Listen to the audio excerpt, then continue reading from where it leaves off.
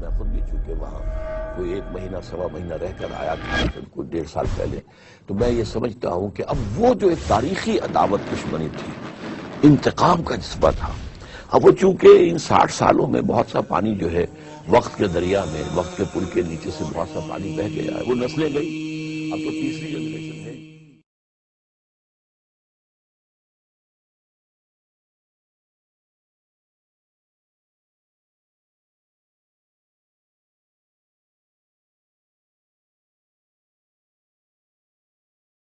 میں خود بھی چونکہ وہاں کوئی 1 مہینہ سوا مہینہ رہ کر آیا تھا کوئی 1.5 سال پہلے، تو میں یہ سمجھتا ہوں کہ اب وہ جو ایک تاریخی عداوت دشمنی تھی، انتقام کا جذبہ تھا، اب وہ چونکہ ان 60 سالوں میں بہت سا پانی جو ہے وقت کے دریا میں، وقت کے پل کے نیچے سے بہت سا پانی بہہ گیا ہے، وہ نسلیں گئی، اب تو تیسری جنریشن ہے، تو انہیں اب وہ چیزیں زیادہ یاد بھی نہیں ہیں، اور ہندوؤں نے اب یوں سمجھیے کہ ان کی مڈل کلاس تقریباً تمام، اور خاص طور پر upper middle class and upper elite, وہ سیکولرزم کو ایک مذہب کے طور پر اختیار کر چکے ہیں۔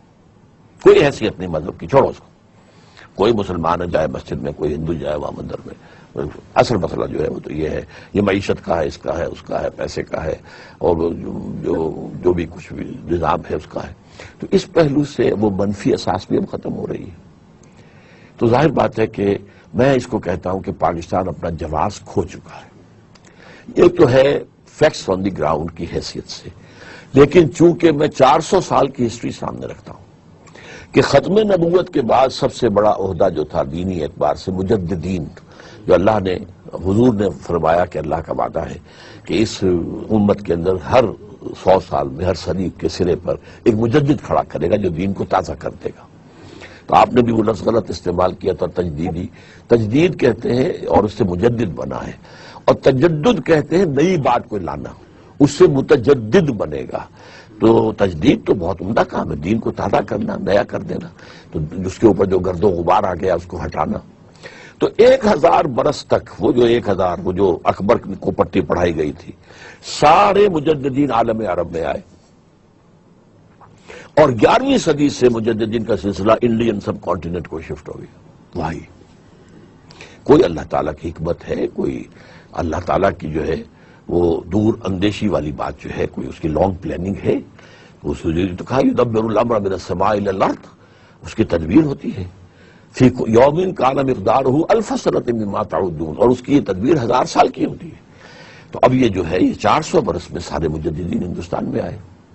پھر یہ کہ جب فریڈم، جب خلافت کے خلاف جو سازشیں ہو رہی تھیں، تو تحریک احتجاجی صرف ہندوستان میں چلی، حالانکہ خلافت کوئی ہندوستانی مسلمانوں کا ایکسکلوسیو ایشو تو نہیں تھا، اس زور شور کے ساتھ چلی کہ گاندھی شامل ہوا اس میں، کہاں گاندھی کہاں خلافت۔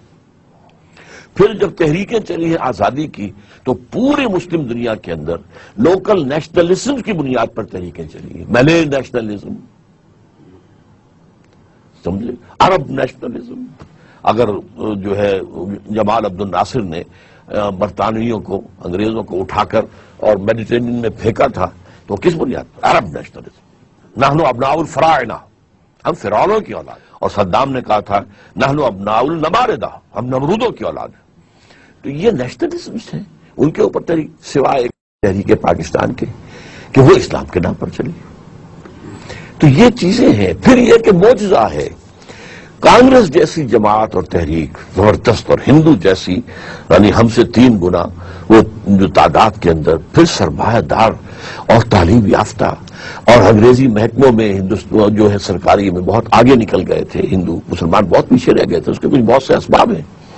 تو اس کے باوجود، اور پھر جبکہ پاکستان کی تحریک کے خلاف چند بہت ہی مؤثر مسلم حلقے بھی تھے، مثلا کہ سرحد میں سرحدی گاندھی عبد الغفار خان جو ہے، اس کی تحریک جو تھی خدائی خدمتگار، وہ معمولی نہیں تھی، بڑی عوامی تحریک تھی۔ اس طرح پنجاب میں احرار کی تحریک کوئی معمولی تحریک نہیں تھی، ایک بڑے بڑے خطیب تھے، آتش بیان، اور مختلف۔ پھر یہ کہ جمعیت علماء ہند پورے انڈیا کے اندر اس کے جو ہے وہ اس کا حلقہ اثر تھا، مولانا مدنی رحمۃ اللہ علیہ، ابوالکلام آزاد جیسا جینیس۔ پھر پاکستان کیسے بن گیا؟ یہ معجزہ ہے۔ کہ ہم نے کہا تھا کہ ہم اللہ تیرا دین قائم کریں گے، دنیا کے سامنے ایک مثال پیش کریں گے تیرے دین کی۔ اللہ نے کہا لو، حالانکہ 1 سال پہلے ہمارا Quaid Azam cabinet mission plan کو تسلیم کر چکا ہے۔ اس کا مطلب کیا تھا؟ کم سے کم 10 سال کے لیے no concept of independent Pakistan, 3 zone ہوں گے، مرکزی حکومت ایک ہوگی۔ ہاں 10 سال کے بعد کوئی زون علیحدہ ہونا چاہے تو اسے آزادی ہوگی۔ وہ تو پنڈت نہرو کا خدا بھلا کرے، اس نے کہہ دیا کون علیحدہ ہونے دیتا ہے بعد میں۔ تب قائد اعظم نے کہا کہ یہ ان کے پلانس ہیں اور یہ جو ہے سنسیریٹی کے ساتھ اس کو نہیں تسلیم کر رہے تو پھر ہم واپس جاتے ہیں۔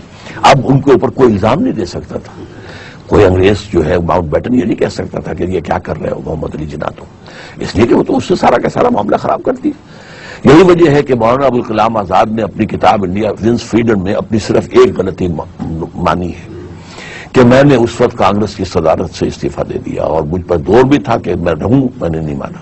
اس کی وجہ یہ ہے کہ قائد اعظم نے شو بوائے کہہ کے ان کو اتنا ڈیمورلائز کر دیا تھا کہ ان میں اب جرت نہیں تھی۔ انہوں نے مانا کہ میں نے غلطی کی کہ پنڈت جواہر لال صدر بن گئے، انہوں نے سارا کا سارا سیبوٹاج کر دیا۔ اور یہ جو کیبنٹ مشن پلان تھا، it was the brain child of Maulana Azad, Abul Kalam Azad کی ذہن کی پیداوار تھی۔ تو بہرحال یہ جو حق ہے، اور پھر آخری بات یہ، last but not the least, کہ پاکستان جو ہے لیلۃ القدر میں نازل ہوا تھا۔ یہ جو فیکٹس ہیں یہ مجھے بتاتے ہیں کہ کچھ ہوگا، ہونا ہے، کچھ مایوس نہ ہو، نومید نہ ہو ان سے رہبر فرزانہ، کم کوش تو ہے لیکن بے ذوق نہیں راہی۔ اور آگے کی جو پیشن گوئیاں ہیں ان میں حضرت مہدی کا ظہور جو ہوگا وہ عرب کے علاقے میں ہوگا، اس کے لیے فوجیں جو جائیں گی ان کی حکومت کو جمانے کے لیے وہ ایک مشرقی ملک سے جائیں گی۔ اب وہ مشرقی ملک جو، اسی کو کسی اور حدیث کے حوالے سے اقبال نے کہا کہ میرے عرب کو آئی ٹھنڈی ہوا جہاں سے، میرا وطن وہی ہے، میرا وطن وہی ہے۔ تو یہ کچھ احادیث بھی موجود ہیں کہ پاکستان اور افغانستان، چونکہ ایک حدیث میں پھر نام جو ہے خاص طور پر خراسان کا آتا ہے، خراسان کا مین بلک جو ہے وہ موجودہ پاکستان ہے۔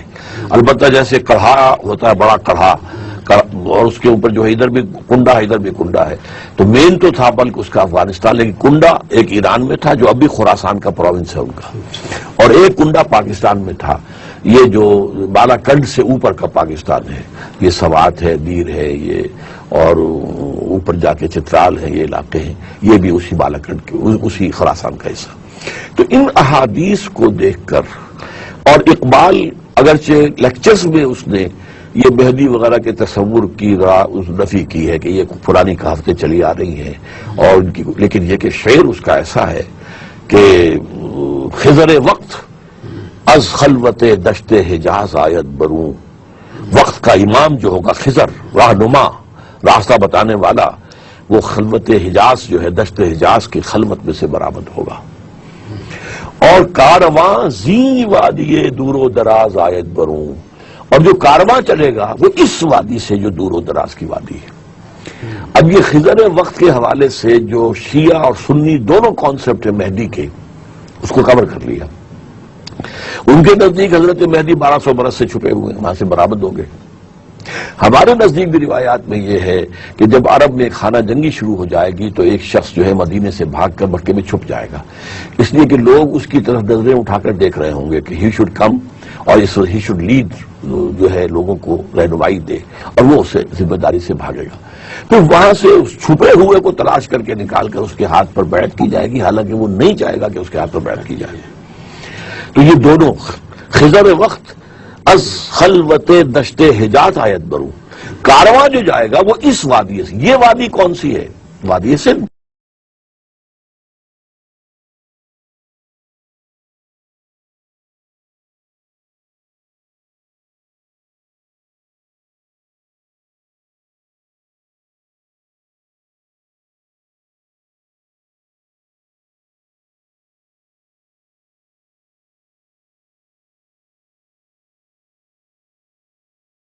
پاکستان کے رہنے والوں، زندہ رہو، خوش رہو، پائندہ رہو۔ اللہ آپ کو آسانیاں عطا فرمائے اور آسانیاں تقسیم کرنے کا شرف عطا فرمائے۔ اللہ حافظ۔